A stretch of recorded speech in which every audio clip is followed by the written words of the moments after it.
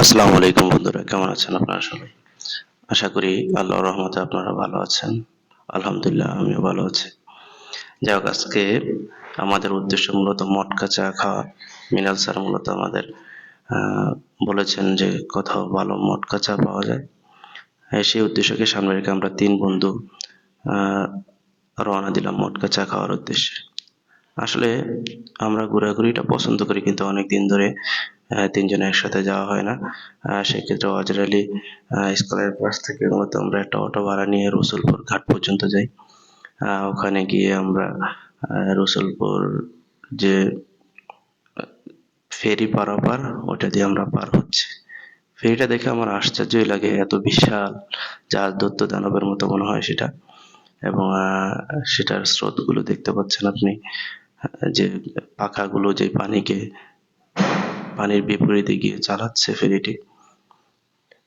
আহ, রসুলপুরের রাস্তাটি অনেক সুন্দর, ইচ্ছা করলে আপনারা ঘুরে আসতে পারেন। আর ওই যে ওখানে দেখতে পাচ্ছেন, এটা একটা জীবন্তরী, একটা ভাসমান মূলত হসপিটাল। আমি মাঝে মধ্যে চিন্তা করি আমাদের চাঁদপুরে কেন নাই এরকম একটা ভাসমান হসপিটাল। যাই হোক, এইবার আসার পর আমরা একটা অটো ভাড়া নিয়েছি, 10 টাকা করে ভাড়া নর্মালি। তো রাস্তাটার ভিউটা আমি আপনাদের দেখাচ্ছি। যে আমরা ফ্রেন্ডরা সাধারণত যখন বিভিন্ন জায়গায় যাই তখন বিভিন্ন ধরনের কথা হয় এবং আনন্দে কাটানোর চেষ্টা করি আমরা মূলত। এই যে এখানে একটা মসজিদ দেখতে পাচ্ছেন, এটা হলো রসুলপুর, সরি, এটা গজারিয়া ঘাটের ফেরিঘাট। ফেরিঘাটের পাশে মূলত এই মসজিদটি, গজারিয়া ঘাটের। তো আমরা মটকা চা খাওয়ার আগে মূলত আমার বন্ধু কিছু বাদাম নিলেন। বাদাম খেতে খেতে আমরা মূলত ফেরিঘাটে যাচ্ছি। এখানের পরিবেশ এতটাই সুন্দর যে আপনাকে বিমোহিত করবে। চারপাশে শুধু পানি আর পানি, সারাক্ষণ ধরে বাতাস, হিমেল হাওয়া, প্রাকৃতিক এসি বলতে পারেন আপনি। এবং পরিবেশ খুবই সুন্দর।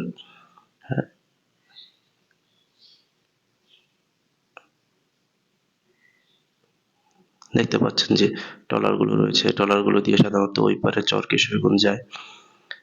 আমরা এখানে কিছুক্ষণ সময় কাটালাম। বন্ধু বলছিল যে আসলে এখানে এসে না খেয়েও থাকা যাবে, মানে এত সুন্দর পরিবেশ, আপনি আসতে পারেন ইচ্ছা করলে। তো ওখানে যে ঢাকাগামী লঞ্চ যাচ্ছে আপনাদের দেখালাম, এবং ওখানে কিছু সরকারি অফিস অফিসার্স কোয়ার্টার রয়েছে, এবং চারপাশে একটা সুন্দর একটা পরিবেশ যা আপনাকে বিমোহিত করবে। ওই পার থেকে মূলত এই ট্রলারটি আসছে। এই যে মসজিদটা দেখতে পাচ্ছেন, এটা এত সুন্দর মসজিদ, বা মসজিদের পরিবেশটা এতটাই সুন্দর, আপনাকে যদি এখানে এসে রেখে দেওয়া হয় আপনি এখান থেকে যেতে চাইবেন না। তো যাই হোক, আমাদের যেহেতু উদ্দেশ্য মটকা চা খাওয়া, সেই জন্য আমরা ওই দোকানে গেলাম। এটা হলো ওনার দোকানের সাইনবোর্ড। পরিবেশটা খুবই সুন্দর। চারপাশে পরিবেশটি আমি মূলত আপনাদের দেখানোর চেষ্টা করছি।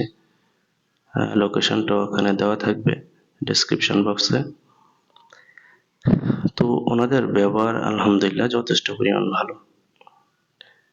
এই হলো মূলত লোকেশন, এবং ওনাদের ব্যবহার ভালো, এবং আচার আচরণ আলহামদুলিল্লাহ। তো আমরা 2 বন্ধু এখানে বসে রয়েছি, আর আমি চিন্তা করলাম যে আসলে অন্য কিছু অর্ডার দেওয়া যায় কিনা।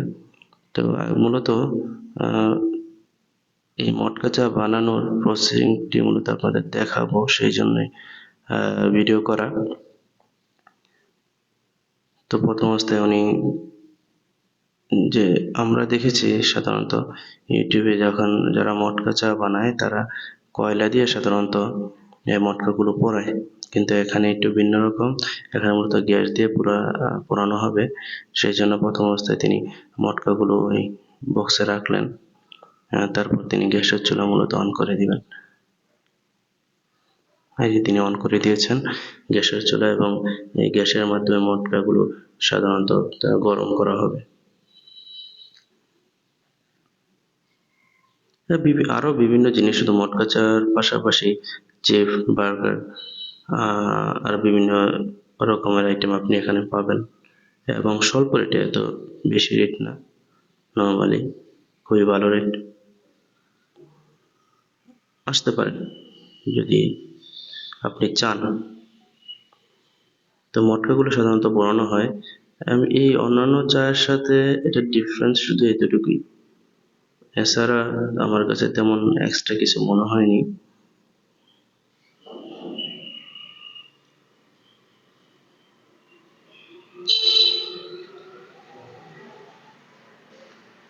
তো মটকাগুলো পোড়ানোর ফাঁকে ফাঁকে আমরা আসলে দেশের বিভিন্ন ইস্যু নিয়ে আলোচনা করছিলাম, চলমান কোটা ইস্যু। এই যে এখানে একটা চার্ট দেওয়া আছে কি কি জিনিস সেখানে আপনি পাবেন এবং প্রাইস সহ দেওয়া আছে, সুতরাং আপনাকে ঠকানোর কোনো রকম চিন্তা ভাবনা তাদের নাই। আপনি দেখে অর্ডার করবেন। বাইরে মশা ছিল, মূলত চিন্তা করলাম যে তাহলে আমরা ভিতরে গিয়ে বসি। আমার বন্ধুরা অনেক আরাম আয়েশ করে বসেছেন এবং আমিও আসলাম যে একটু বসি ওদের সাথে। তো মটকা চা খাওয়ার পাশাপাশি আমরা ফ্রেঞ্চ ফ্রাইয়ের অর্ডার দিয়েছি, আলহামদুলিল্লাহ অনেক সুন্দর হয়েছে ফ্রেঞ্চ ফ্রাইগুলো, এবং আলাদা করে দেওয়া আমাদেরকে সার্ভ করা। এখন মূলত তারা মটকা চা তৈরি করবেন। মটকা চা তৈরির যে মূল জিনিস সেটা তো আমি বললামই, যে মটকাগুলো পোড়ানো হয়েছে, মটকাগুলো পোড়ানো শেষ। এখন মূলত আহ, ওখান থেকে চাটা নিয়ে মটকার মধ্যে ঢালা হবে, গরম মটকা, এবং সেই চায়ের যে বুদবুদ সেটা আপনারা দেখতে পাবেন। যদিও আসলে দোকানদারের পারমিশন নেই, তারপর আমি দূর থেকে সাধারণত করেছি, ওনারা কখনোই বাধা দেয়নি আমাকে। সেটা আপনাদের দেখানোর উদ্দেশ্যেই মূলত করা। যে আপনারা দেখতে পাচ্ছেন যে চা যখন এটার মধ্যে ঢালা হয় তখন কিরকম করে বুদবুদ আওয়াজ হয়। কারণ আমি নর্মালি দেখেছি যে আসলে পার্থক্যটা কোথায়। মটকা চাতে যখন চা ঢালা হয় তখন সেটা আসলে এত বেশি গরম থাকে না। নর্মালি আমরা চা তো গরম খেতে পছন্দ করি, এই যে আমাদের চা এসে গেছে, আমরা এখান থেকে চা পান করবো মূলত। এবং আপনাদের দেখানোর উদ্দেশ্যে মূলত বলা। যাই হোক, ভালো থাকবেন সবাই। যদি আপনাদের কারো মনে হয়, কারো রুচিবোধ থাকে, তাহলে আপনারা আসতে পারেন, এসে এই মটকা চাটা আপনারা উপভোগ করে যেতে পারেন। ভালো থাকবেন। আসসালামু আলাইকুম। أعوذ بالله من الشيطان الرجيم. بسم الله الرحمن الرحيم. الله لا إله إلا هو الحي القيوم لا تأخذه سنة ولا نوم له ما في السماوات وما في الأرض من ذا الذي يشفع عنده إلا بإذنه يعلم ما بين أيديهم وما خلفهم ولا يحيطون بشيء من علمه إلا بما شاء وسع كرسيه السماوات والأرض ولا يؤوده حفظهما وهو العلي العظيم. صدق الله العظيم.